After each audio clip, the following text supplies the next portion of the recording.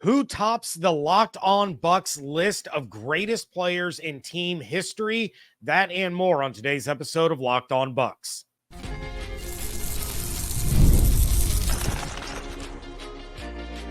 You are Locked On Buccaneers, your daily Tampa Bay Buccaneers podcast.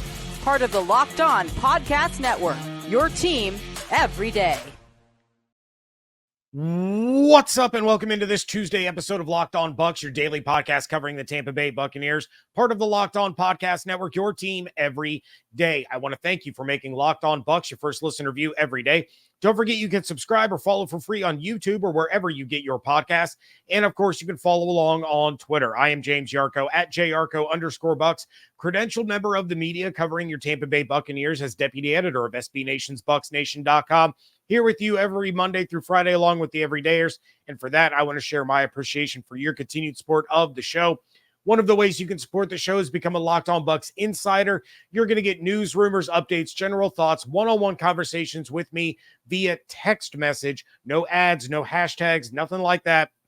Just text conversations between you and me. Go to joinsubtext.com/LockedOnBucs or click the link in the show notes to become an insider today. This episode is brought to you by FanDuel. Make every moment more as the playoffs wind down. The sports stop sporting like we want them to. But this summer, FanDuel is hooking up all customers with a boost or a bonus daily. That's right. There's something for everyone every day, all summer long. Visit FanDuel.com to get started. If you didn't catch yesterday's show, go back and check it out. I went through numbers 10 up to 6 on my all-time rankings of Buccaneers players. However, and here's a spoiler alert, I'm going to run down that list real quick to get you caught up or refreshed a little bit as to what was discussed yesterday. At number 10, Jimmy Giles. Number 9, Mike Allstott. Number 8, James Wilder. Number 7, Tom Brady. Number 6, John Lynch. That means of the 5 Buccaneers Hall of Famers, we've already had one appear on the list with 5 players still to go. Let's dive right into the top 5, starting with number 5, or number 99, Warren Sapp. This is probably a little bit of a surprise right off the bat, but let's be honest, once you're in this range, you're kind of nitpicking to find separation among those players that are left. Sapp played 9 of his 13 seasons in Tampa and was famously very disappointed to be drafted by them in 1995. He slid down the draft board because of accusations coming out leading up to the draft. And when you go back and look at the photo from when he was drafted, he looks like his dog just died. But then the Buccaneers trade back into the first round and draft Derek Brooks, and the rest, as they say, is history. Sapp finished his 9 years with Tampa with 77 sacks, 406 tackles, 64 tackles for loss, though, to be fair to Warren Sapp, that stat didn't start being tracked until the 1999 season, so there are 4 years unaccounted for in Sapp's all-time tackles for loss. But then 15 forced fumbles, 15 passes defensed, 3 interceptions, a defensive player of the year in 1999, 4 times he was a first-team All-Pro. He was a 2-time second-team All-Pro, 7 Pro Bowls, and, of course, a Super Bowl championship. Sapp ranks second all-time in sacks and had 3 seasons with 10 or more, including 16.5 in 2000, which was the single-season team record until it was broken by Shaquille Barrett. 14th all-time in tackles, but first all-time among defensive linemen. 6th all-time in forced fumbles, 2nd all-time by a defensive lineman. 12th all-time in fumble recoveries, 6th by a defensive player, and 3rd by a defensive lineman. Sapp was the nasty that the Bucs brought defensively in their peak years. He was the polar opposite in personality to most of the other guys on the defense. John Lynch, Derek Brooks, Ronde Barber, and really the polar opposite of his coach from 1996 to 2001 in Tony Dungy. He was brash, he was mean, he was dominant. Like John Lynch and a few other names coming up, Sapp's number will never be worn again in Tampa. It's unfortunate that he spent the end of his career in Oakland and wasn't a wire-to-wire Buccaneer, but that's where the business side played into things. At number 4, I have Leroy Selman, the original Buccaneer, the first draft pick in franchise history in 1976. Selman was really the lone bright spot for the first 2 years of the Buccaneers, when the team went 2-26 over the course of their first 2 seasons. It didn't matter how bad they were. Selman still dominated the competition. He played 9 years in the NFL, all 9 with the Tampa Bay Buccaneers, finishing with 78.5 sacks. That's the most in franchise history, to go along with 10 fumble recoveries. To be fair to Selman, like we were to Sapp, they didn't track tackles or forced fumbles back in the 70s and early 80s. So it's hard to get a grasp on where he actually falls in terms of all-time ranking for the Buccaneers in those statistics. But I would tend to believe that a player as dominant as Leroy Selman, he would have been at the top, or at least near the top, in those rankings had those stats been available. He also had 4 seasons with at least 11 sacks in each one. Selman was the NFL's Defensive Player of the Year in 1979 when he had 11 sacks, while also being a 1-time first-team All-Pro, a 3-time All-Pro second team, and he was selected to 6 consecutive Pro Bowls from 1979 to 1984. And unlike today's players, when the Leroy Selmans and the Warren Sapps and the John Lynches and all of those guys were selected to Pro Bowls, it actually meant something. Selman was the reliable, stable presence on that defense during a time when the Bucs were anything other than stable or reliable. Selman's Bucs made the playoffs 3 times, 1979 when they lost the NFC Championship to the Rams, as well as first-round exits in 1981 and 1982. But outside of that, those Buccaneers teams that Selman played for were remembered for losing, for John McKay sound bites, and the elite play of Leroy Selman. The first player from the team to have his jersey number retired, the first player in franchise history to be inducted into the Pro Football Hall of Fame, and the first member of the Buccaneers Ring of Honor. The original Buck comes in at number 4. There are 3 players left in the top 10, and number 1 is going to surprise you. That and more on today's episode of Locked On Bucs, part of the Locked On Podcast Network, your team every day.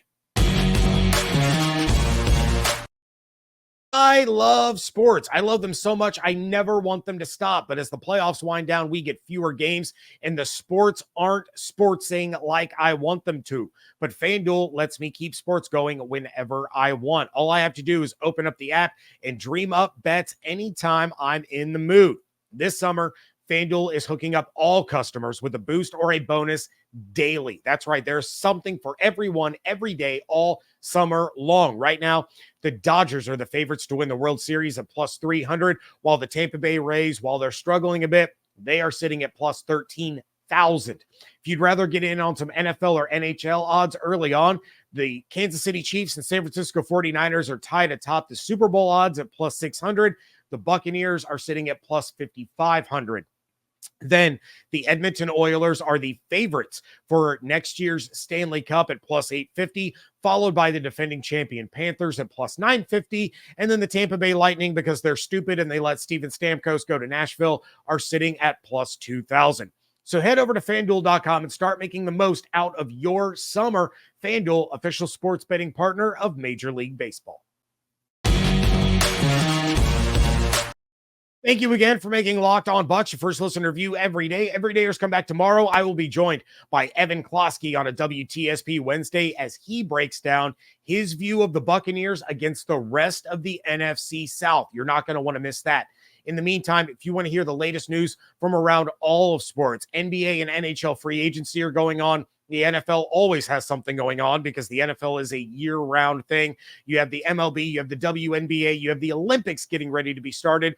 But you want to hear more than just the national narratives with manufactured fake arguing and screaming at one another. Make the switch to Locked On Sports today, a free 24/7 sports streaming channel program for you every day to bring you the biggest stories without all the screaming. Locked On Sports today is streaming 24/7 on YouTube or the Amazon Fire TV channels app, free, part of the Locked On Podcast Network, your team every day. Coming in at number 3 on the countdown is Ronde Barber. At first, before sitting down to really dive into this and compile this top 10 and narrow the list down, I kind of assumed the Barber would have been after the big 4, and he would slide in around number 5 or number 6. But Ronde was that guy for the Bucs, and he was that guy for a very long time, criminally underappreciated by the general public for the vast majority of his career, and then, of course, after his career was over.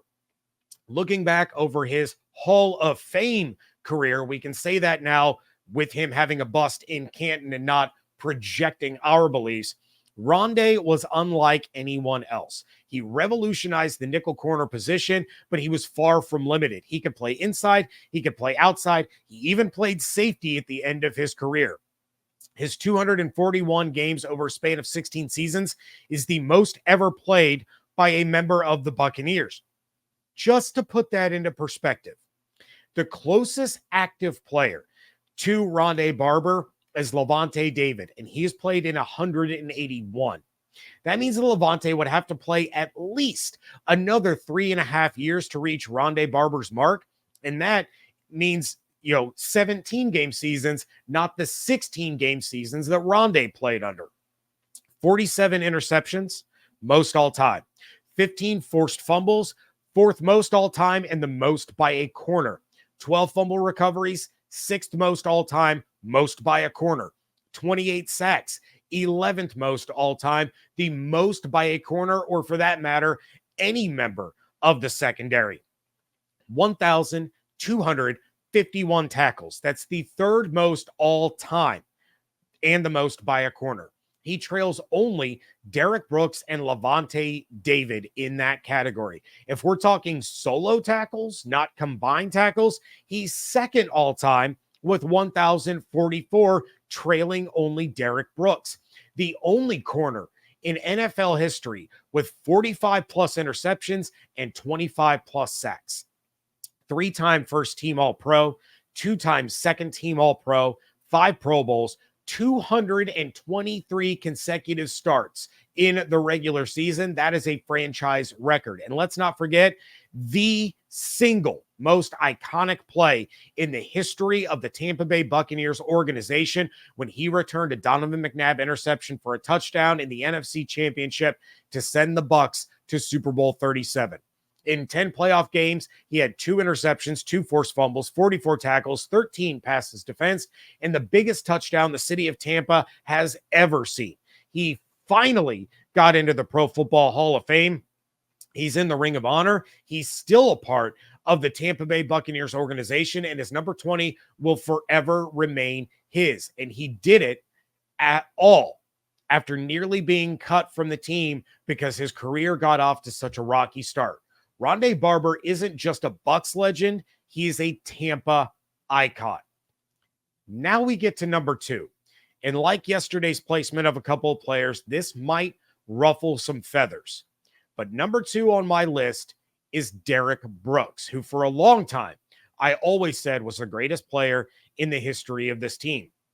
Drafted in the first round in 1995, Brooks stayed with the team for 14 years before being unceremoniously cut before the 2009 season, instead of playing for another team. And for those of you that may or may not remember, there was a moment in time that a lot of us believed that Derek Brooks was about to join the Chicago Bears and Lovie Smith because of injuries that they had suffered during training camp. Instead, Derek Brooks hung up his cleats after 14 seasons. His 224 games and 221 consecutive starts were the most in franchise history until Ronde broke that mark a few years later. 1,713 total tackles, most in team history, 13.5 sacks, 24 forced fumbles. That's the second most in team history, 25 interceptions, fifth most in team history, and the most by a linebacker.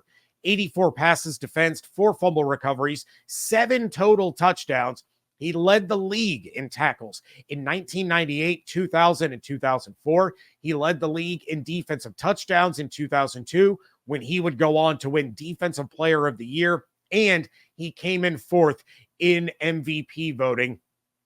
4-time first team All-Pro, 4-time second team All-Pro, 11 Pro Bowls, including 10 straight from 1997 through 2006. And like others that I've mentioned before, he brought a Lombardi trophy to Tampa and did it with an exclamation mark by having a pick 6 in the 4th quarter of Super Bowl 37. Derrick Brooks played in 11 playoff games. He had 2 interceptions, 1 forced fumble, 1 fumble recovery, a touchdown, and 90 tackles. Brooks, for many years, has been the face of the Tampa Bay Buccaneers, even long after he stopped playing for them. He is a crucial figure in the community and was pivotal in the city getting to host Super Bowl 55 when the NFL had to pivot at the last minute and the Bucs had to throw together that Super Bowl in less than a year, when usually it takes about 3 years to prepare all the logistics. Derrick Brooks was at the forefront of all of that in order to help the community, help the city, and bring a Super Bowl to Tampa. First ballot Hall of Famer, Ring of Honor, number retired. Derrick Brooks was the Buccaneer. I talked about Leroy Selman being the original Buccaneer. Derrick Brooks was the Buccaneer. He was the man in the middle, part of an iconic trio that became a quartet with the emergence of Ronde Barber. But Derrick Brooks is not only one of the greatest Buccaneers of all time, he's one of the greatest players, period, to ever play in the National Football League. And of course, he reminds us all in that old United Way commercial that he's everyone's favorite player. If you know, you know. If you don't, YouTube it. Check it out. Look it up. Easily one of the best commercials of all time.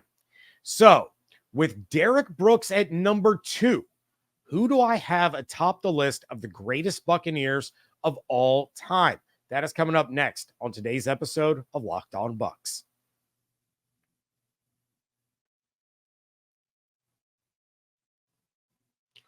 Wrapping things up here on a Tuesday edition of the Locked On Bucs podcast, and let's recap the top 10 real quick that led us up to this point. At number 10, it was tight end Jimmy Giles. Number 9, fullback Mike Allstott. Number 8, running back James Wilder. Number 7, quarterback Tom Brady. Number 6, safety John Lynch. Number 5, defensive lineman Warren Sapp. Number 4, defensive lineman Leroy Selman. Number 3, cornerback Ronde Barber. Number 2, linebacker Derrick Brooks.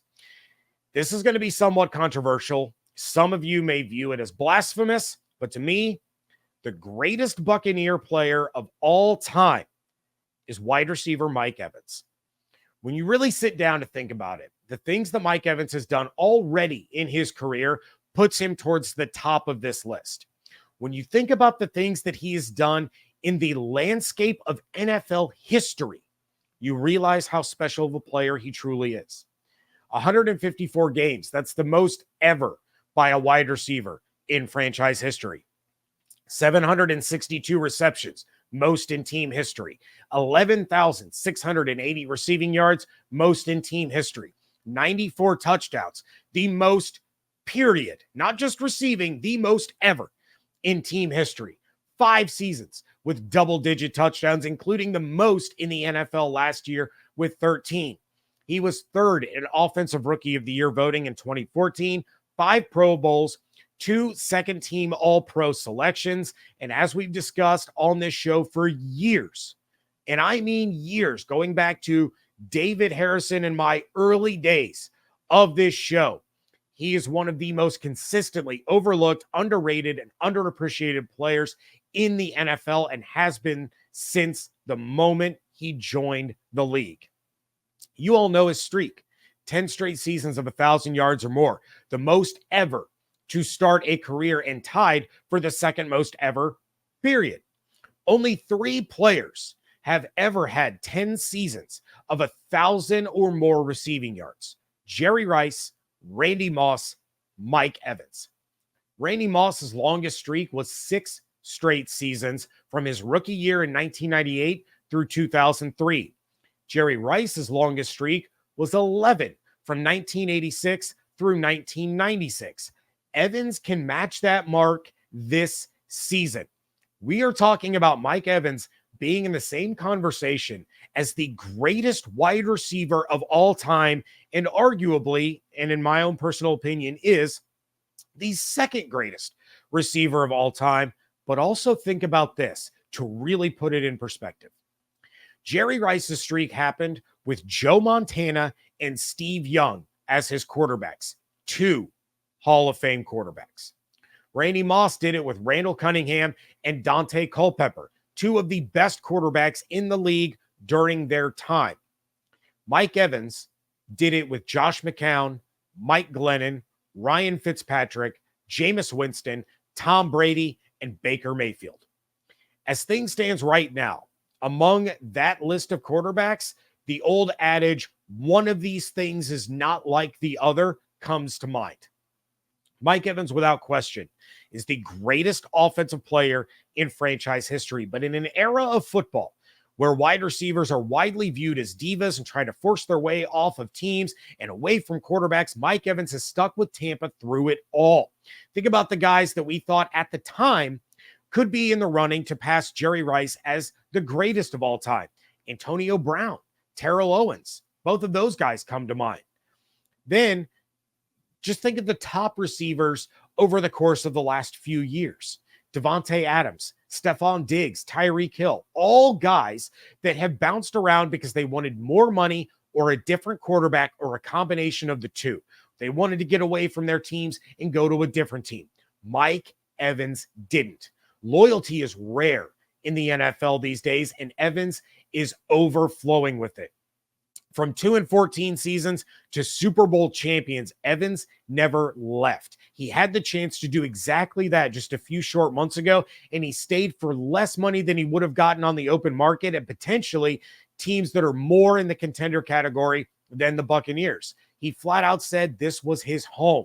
He and his wife did not want to leave. It wasn't about the money at that point. It was about their happiness. He is a Buccaneer through and through. He's been through 4 head coaches. He's on his 6th offensive coordinator, his 6th starting quarterback, and he's still one of the most dominant players in the league at his position. Again, some may not love the fact that I have an active player, not just on this list, but this high on the list. And some may not like that there's anyone at all above Derek Brooks. But when we all look back on the Buccaneers franchise in their totality, 10, 15, 20 years from now, Mike Evans is the one that we are going to think of first when we see the logo or hear the cannons fire. Real quick, a few honorable mentions. Levante David, of course, he was kind of my last guy out. If this was a top 15, he would have been sitting there at number 11. And if I were to do this list again in the next year or two, he's probably going to knock Jimmy Giles out of that number 10 spot, and maybe even climb even higher. Paul Gruber, Simeon Rice, Vincent Jackson, Mark Carrier, Warwick Dunn, Doug Williams, all of these guys, in my mind, were in contention, but you have to narrow it down somehow. And then there are certainly current players that are on a trajectory to end up top 10 Buccaneers of all time. Guys like Chris Godwin, Antoine Winfield Jr., Vita Vea, Tristan Wirfs, but it's to me too soon to decide if any of those guys will continue down that road. And you can make the argument that it was too soon to put Mike Evans on this list, especially at number 1. But in my heart of hearts, that is where I truly believe he deserves to be and where he will end up being, again, long after his retirement. When we're looking back, I'm sure it was difficult for a lot of you listening or watching to think that anyone would ever be above Leroy Selman. And now you could take a consensus top 10 and you might have Leroy Selman at the top. Could be Derek Brooks, could be Warren Sapp, could be Ronde Barber, could be Mike Evans.